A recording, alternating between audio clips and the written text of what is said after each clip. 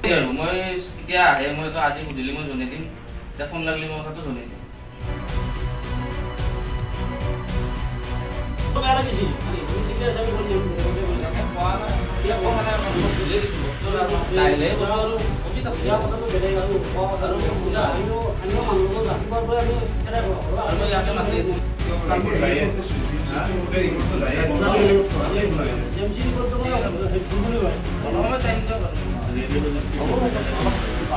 মানে যোৱা 28 তাৰিখে মোৰ খুৰা হয় এখেতৰ সাধাৰণ পেটৰ বিষ হোৱাৰ কাৰণে আমি ইয়াতে পৰীক্ষা কৰিবলৈ আনিলোঁ, মানে এপেণ্ডিক্সৰ কাৰণে পৰীক্ষা কৰিবলৈ আনিলোঁ।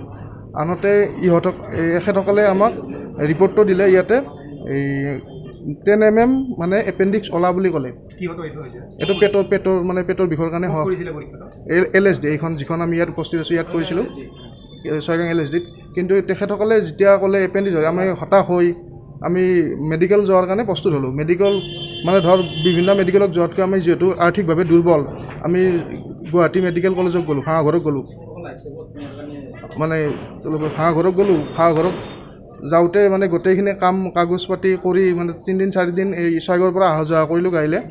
কাগজ পাতি কৰা হোৱাৰ পিছত যেতিয়া লাষ্ট ষ্টেজত মানে অপাৰেশ্যন থিয়েটাৰত সোমাব বিচাৰে তেতিয়া এবাৰ এইখন যিখন আমি ইয়াতে কৰি লৈছিলোঁ LSDত এই আল্ট্ৰাচাউণ্ডটো এইটো ৰিপৰ্ট মানে আৰু এটা তেখেতসকলে যিহেতু মানে সেইখন ডাঙৰ মেডিকেল তাত এবাৰ আৰু আল্ট্ৰাচাউণ্ডটো কৰোঁতে অলপো মানে ইয়াতে এপেণ্ডিক্সৰ কোনো হেৰি নাই, মানে 0 mm কোনো ইয়াতে MM নাই। এই তাৰপিছত আমি এইটো ৰিপৰ্ট লৈ এখেতসকলৰ ওচৰত আহিলোঁ যোৱাকালি।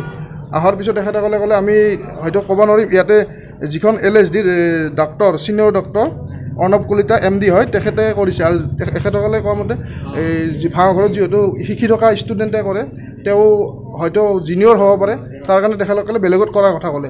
আজি আমি সেই মৰ্মে আৰু এখন বেলেগ হস্পিটেলত আয়ুষ্কল্প হস্পিটেলত আমি আজি আল্ট্ৰাচাউণ্ডটো কৰিলোঁ। কিন্তু আল্ট্ৰাচাউণ্ডত GMC ৰিপৰ্ট যিটো ভাঙাঘৰৰ ৰিপৰ্ট আৰু ইয়াৰ ৰিপৰ্টটো ছেম একে হ'ল।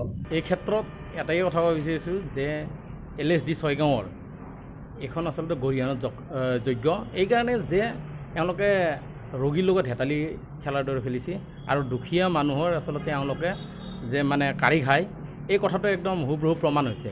কাৰণ এইখনৰ লগত আপোনাৰ জড়িত আছে যিখন আমাৰ লাইফ ছেভ বিজয়নগৰ বাটৰহাটত আছে, এইখন এওঁলোকৰে হয় একেটা মালিকে।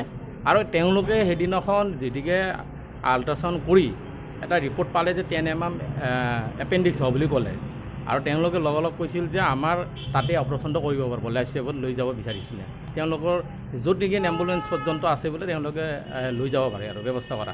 কিন্তু মানুহজন অতি গৰীব আছিল, যাৰ কাৰণে তেওঁলোকে যাবলৈ মানে মান্তি হোৱা নাছিল।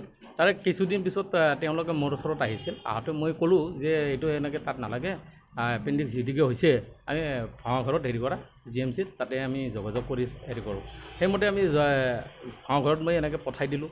যি তেওঁলোকে 3 দিনমান গৈ তাত গোটেইখিনি চালে, ব্লাড টেষ্ট কৰিলে যোৱাকালি, কৰি অতীত সোমাইছে এওঁক অতীত সোমাওঁতে অতিৰ পৰা ওলাই দিছে যে পেচেণ্টজন আচলতে একো নাই, এপেণ্ডিক্স নাই। এইটো এনেকুৱা ইমান ডাঙৰ এটা ঘটনা, য'ত গৰু ছাগলী বিক্ৰী কৰি তেওঁলোকৰ পইচা সামৰ্থ্য নোহোৱাৰ কাৰণে যে ঘৰৰ যি বস্তু আছে গোটেইখিনি বিক্ৰী কৰি তেওঁলোকে GMCলৈ যাব লগা বাধ্য হৈছিল। আৰু তাত আপোনালোকে বৰ্তমান গম পাইছে যে গুৱাহাটী মেডিকেল কলেজতো ব্লাডৰ যিবিলাক টেষ্ট বা যিকোনো পৰীক্ষাত অলপ চলপ পইচা নহয়, আজিকালি সাংঘাতিকভাৱে পইচাৰ পৰিমাণটো বাঢ়ি গৈছে। আৰু 2 নম্বৰ কথা হৈছে কি যে এই ক্ষেত্ৰত মই এটাই ক'ব বিচাৰিছোঁ প্ৰশাসনক যে আমাৰ যি মেডিকেল প্ৰশাসন আছে তেওঁলোকে আহি এই চেণ্টাৰটো এবাৰ ভিজিট কৰিব লাগে, এওঁলোকৰ মেচিনসমূহ চাব লাগে।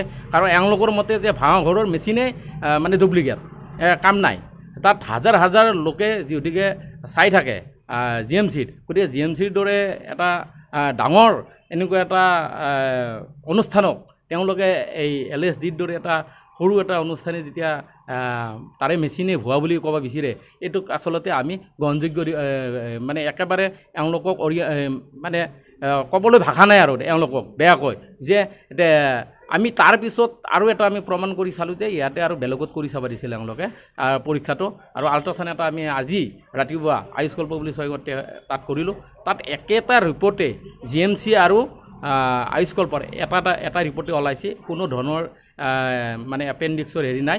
তাত খালি কিন্তু তেওঁলোকৰ আছে এটা মানুহজনে এটা চিজ এটা থকা বুলি কৈছে এটা কেইদিনৰ ওচৰত সেইটোৰ লগত কোনো মতলব নাই আৰু এইটো কৈছে যে এটা টেবলেট খালি ভাল হ'ব বুলি কৈছে এবিধ ঔষধ খালে কিন্তু ইমান ডাঙৰ গুৰুতৰ অপৰাধ কৰাৰ পিছতো আজি এওঁলোকৰ ইয়াত মালিক নাই স্বত্বাধিকাৰী নাই কোনো নাই বুলি কৈ আছে যে চলাইছে কোনে তেতিয়াহ'লে এখন চলাই আছে কোনে আমি আজি সুধিব অহাত তেওঁলোকে যে কোনো ধৰণৰ গুৰুত্ব নাপালোঁ গতিকে অহাকালি আমি যাতে জনসাধাৰণে ইয়াৰ পৰা দূৰত থাকে আৰু এইখন এনেকুৱা অনুষ্ঠানৰ পৰা যাতে আঁতৰত থাকে তাৰ কাৰণে আমি জনসাধাৰণক জনাব বিচাৰিম আৰু আমি একজন সচেতন ব্যক্তি হিচাপে ক'ব বিচাৰিছোঁ যে এনেকুৱা অনুষ্ঠান আমাৰ ছয়গাঁও অঞ্চলত হ'ব নালাগে দুখীয়াক মাৰি তেওঁলোকে নিজৰ পকেট ভৰাৰ কাৰণে এইবিলাক ব্যৱসায় কৰা বন্ধ কৰিব লাগে কালা ব্যৱসায় বন্ধ কৰিব লাগে আৰু এই ক্ষেত্ৰত দৃষ্টিগোচৰ হ'ব লাগে চৰকাৰৰ মুখ্যমন্ত্ৰীলৈ আহ্বান যে এই ক্ষেত্ৰত এইটো যাতে হস্তক্ষেপ কৰে এই অনুষ্ঠানটোক আৰু পুংখানুপুংখানুভাৱে যাতে মেচিনসমূহ আৰু এওঁলোকৰ অনুষ্ঠানটি যি লেবৰেটৰী টেকনিকেল আছে গোটেইখিনি পৰীক্ষা যাতে এটা তদন্ত হয় তাৰ বাবে দাবী জনাইছোঁ